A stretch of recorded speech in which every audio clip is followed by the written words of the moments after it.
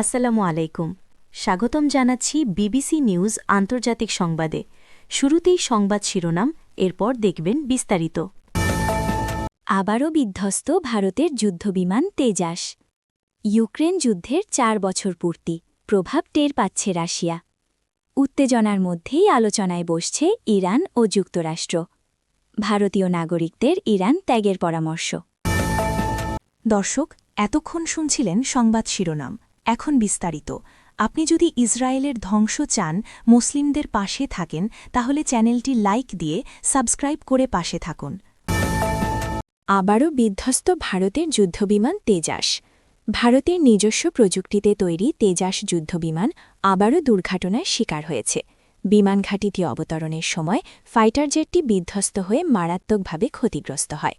রোববার 22 ফেব্রুয়ারি প্রকাশিত ভারতীয় বিমানবাহিনীর এক প্রতিবেদনে এ তথ্য জানানো হয়েছে। বিমানবাহিনীর ভাষ্য অনুযায়ী গত 7 ফেব্রুয়ারি প্রশিক্ষণ উড্ডয়ন শেষে অবতরণের সময় যুদ্ধবিমানটি যান্ত্রিক ত্রুটির মুখে পড়ে দুর্ঘটনার শিকার হয়। এতে বিমানটি ব্যাপকভাবে ক্ষতিগ্রস্ত হলেও পাইলট গুরুতর আঘাত ছাড়াই প্রাণে রক্ষা পান। এটি তেজাস বহরের তৃতীয় বড় দুর্ঘটনা হিসেবে উল্লেখ করা হয়েছে। প্রথম দুর্ঘটনাটি ঘটে 2024 সালের মার্চ মাসে। সে সময় রাজস্থানের জয়সালমীরের কাছে প্রদর্শনী শেষে ফেরার পথে একটি তেজাস যুদ্ধবিমান বিধ্বস্ত হয়। অবতরণী চূড়ান্ত পর্যায়ে নিয়ন্ত্রণ হারালে পাইলট নিরাপদে বিমান থেকে বেরিয়ে আসতে সক্ষম হন। দ্বিতীয় দুর্ঘটনাটি ঘটে 2025 সালের নভেম্বরে দুবাই এয়ার শো চলাকালে। প্রদর্শনী উড্ডয়নের সময় একটি তেজাস যুদ্ধবিমান বিধ্বস্ত হলে ওই ঘটনায় পাইলট নিহত হন। ঘটনাটির তদন্ত এখনও চলমান। ইউক্রেন যুদ্ধের 4 বছর পূর্তি, প্রভাব টের পাচ্ছে রাশিয়া। রাশিয়ার এক মফস্বল শহর ইয়েলেৎস। প্রথম দেখায় শীতের ইয়েলেৎসকে মনে হবে রূপকথার গল্প থেকে উঠে আসা এক জনপদ। মস্কো থেকে 350 কিলোমিটার উত্তরের এই শহরে রূপকথার সেই আবেশ বেশিক্ষণ স্থায়ী হয় না। কারণ সেখানে চোখে পড়বে সেনাবাহিনীতে যোগদানের একটি বিশাল বিলবোর্ড। এতে প্রতিশ্রুতি দেওয়া হয়েছে, কেউ যদি ইউক্রেন যুদ্ধে যোগদান তবে তাকে এককালীন 15,000 পাউন্ডের প্রায় 21 লাখ টাকার সমপরিমাণ অর্থ প্রদান করা হবে। এর পাশেই একটি পোস্টারে দেখা যাবে কালাশনিকভ রাইফেল তাক করে আছেন এক রুশ সেনা। সেখানে স্লোগান লেখা, যেখানে থাকা প্রয়োজন আমরা সেখানেই আছি। 2022 সালের 24 ফেব্রুয়ারি ইউক্রেনে পূর্ণমাত্রার আক্রমণ শুরু করেছিল রাশিয়া। বিশ্বজুড়ে একে দেখা হয়েছিল কিয়েভকে পুনরায় মস্কোর নিয়ন্ত্রণে ফিরিয়ে আনার এবং স্নায়ুযুদ্ধ পরবর্তী ইউরোপীয় নিরাপত্তা ব্যবস্থাকে তছনছ করে দেওয়ার এক প্রচেষ্টা হিসেবে।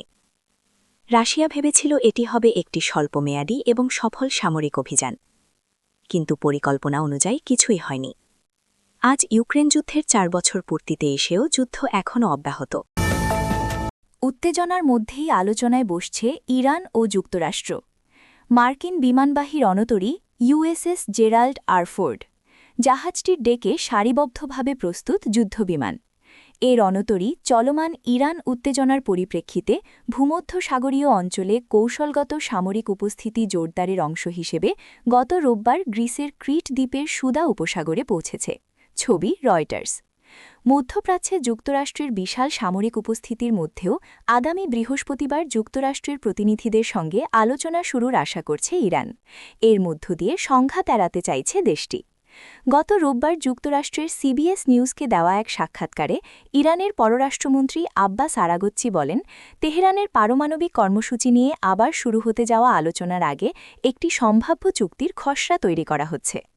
এর আগে ওয়াশিংটনের দূত স্টিভ উইটকফ প্রকাশ্যে তেহরানকে নতি স্বীকার করার কথা বলেছিলেন। যুক্তরাষ্ট্র ও ইরানের আলোচনায় মধ্যস্থতাকারী দেশ ওমানের পররাষ্ট্রমন্ত্রী বাদার আল বুসাইদি বলেছেন, বৃহস্পতিবার জেনেভায় আলোচনা শুরু হবে। চুক্তি চূড়ান্ত করার লক্ষ্যে বাড়তি পদক্ষেপ নেওয়া হচ্ছে। ভারতীয় নাগরিকদের ইরান ত্যাগের পরামর্শ।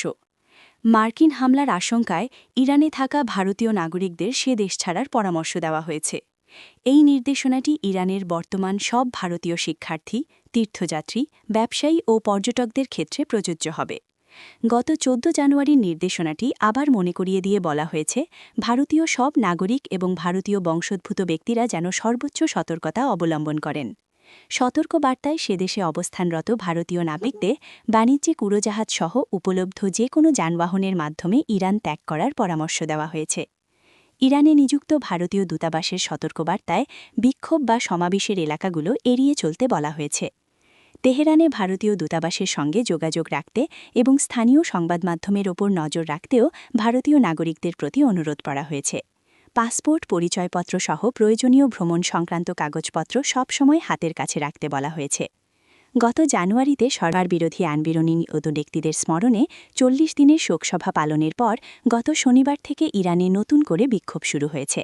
রাজধানী তেহরান সহ মাশহাদ শহরের বিভিন্ন বিশ্ববিদ্যালয়ে শিক্ষার্থীরা বিক্ষোভ করছেন। ভিডিও ফুটেজে দেখা গেছে বিশাল জনতা সরকার বিরোধী স্লোগান দিচ্ছে। আগামী বৃহস্পতিবার জেনেভায় পরমাণু চুক্তি নিয়ে যুক্তরাষ্ট্র ইরান আলোচনা হওয়ার কথা থাকলেও পরিস্থিতি বেশ নাজুক। ট্রাম্প প্রশাসন মধ্যপ্রাচ্যে সামরিক বিমান, সৈন্য এবং গোলাবারুদ পাঠানো বৃদ্ধি করেছে। ফ্লাইট ট্র্যাকিং ডেটা অনুযায়ী ওই অঞ্চলে ক্রমাগত সামরিক সরঞ্জাম পৌঁছানো হচ্ছে।